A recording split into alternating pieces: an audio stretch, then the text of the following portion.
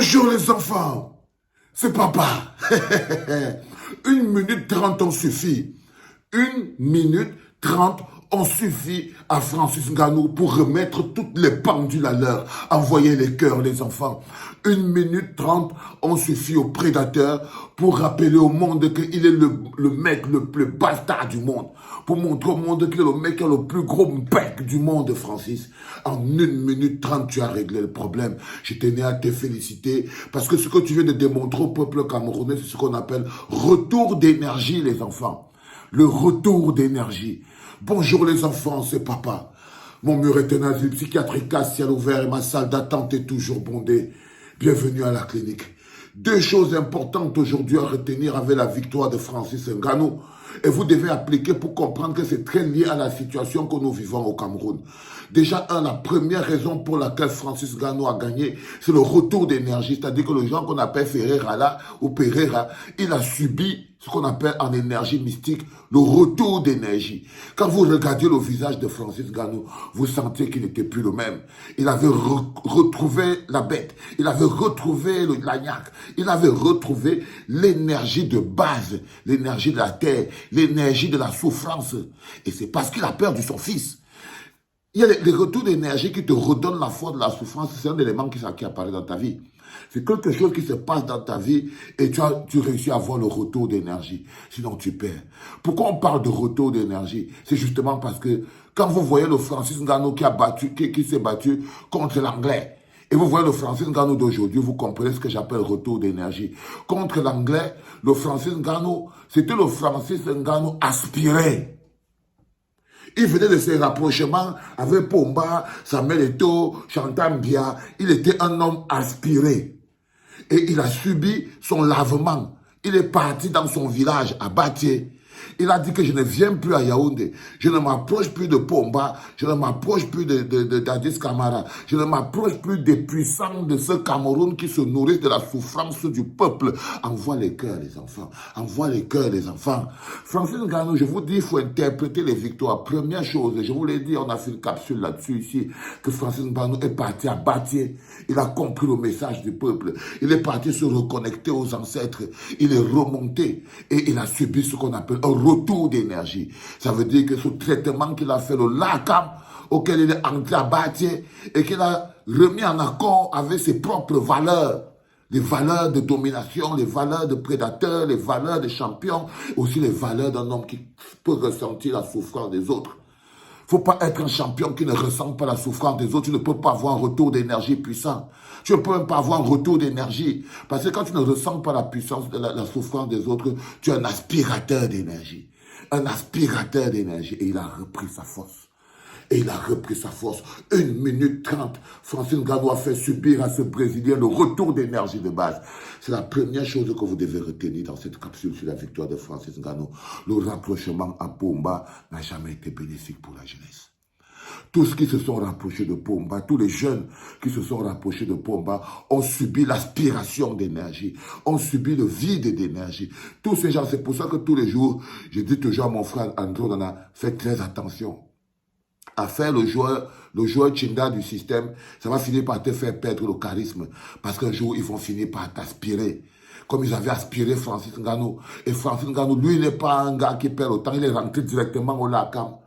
Il est rentré directement au LACAM. Il s'est battu, il a prié les ancêtres. Il s'est repenti de son rapprochement.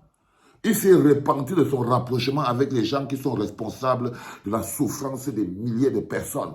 Il a dit, Seigneur, excuse-moi, j'avais perdu le contrôle. Le Seigneur lui a dit, tu vas avoir un retour d'énergie, ne t'inquiète pas.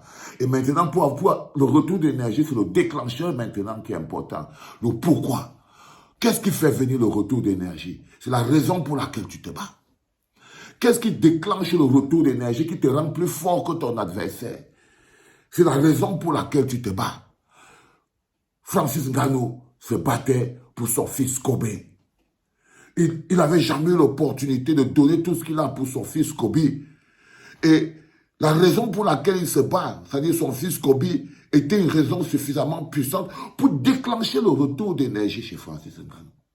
La raison était importante. L'intention. l'énergie du cœur, le pourquoi de l'action. Qu'est-ce que je ne vous ai pas encore appris ici à la clinique? Que ce n'est pas l'action qui est importante, ce n'est pas l'action qui te donne la victoire, c'est le pourquoi tu te bats. C'est la motivation derrière. Ta lutte est-elle noble? Ta vie en dépend-elle? Est-ce une bagarre pour la veuve et l'orphelin? Est-ce une bagarre pour... Es-tu un employé du Seigneur? Tous ces éléments sont importants. Le pourquoi tu te bats. C'est le pourquoi qui déclenche le retour d'énergie.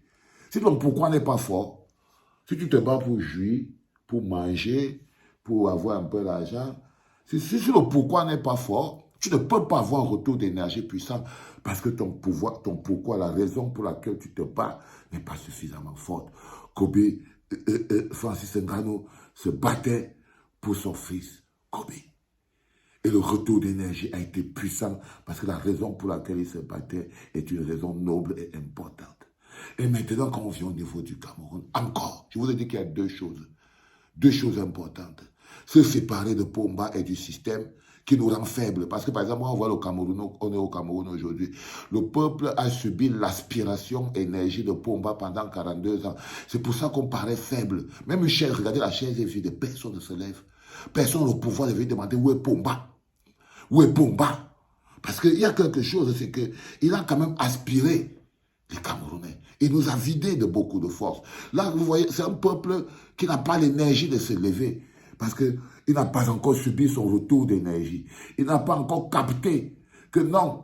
Le seul fait que Pomba soit toujours président de ce pays, écrit sur un papier, ça verse une poisse incommensurable sur le Cameroun. C'est seulement le fait que le nom de Pomba soit écrit que Pomba, président du Cameroun. C'est ça qui fait que toute la souillure que vous voyez au Cameroun là, c'est ça qui est là. C'est pour ça qu'on n'a pas de route, on n'a pas de pont, on n'a pas d'hôpitaux, on n'a rien. Simplement parce que au niveau des présidents du Cameroun, on a écrit le nom de Pomba. C'est la première chose qu'il faut faire, c'est qu'il faut séparer le Cameroun du nom de Pomba pour que le Cameroun puisse enfin avoir son retour d'énergie, c'est-à-dire son opulence, son bonheur, le vivre ensemble, l'amour, le ciment, le béton de soutènement qu'on appelle l'amour qui aide le peuple à devenir un peuple.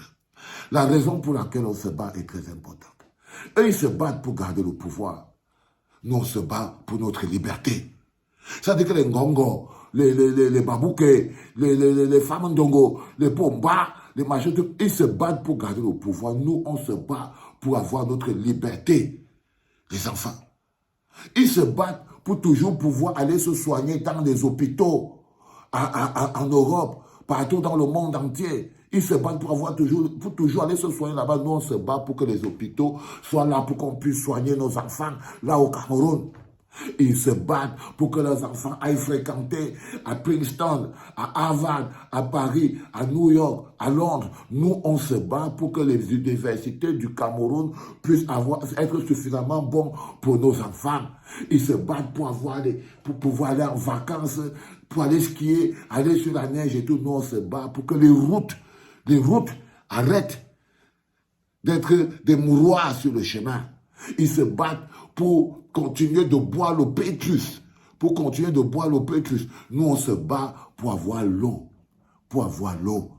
On ne peut pas faire un compromis avec eux. La raison pour laquelle nous, on se bat est plus forte que la raison pour laquelle eux, ils se battent. Ils ne doivent pas gagner.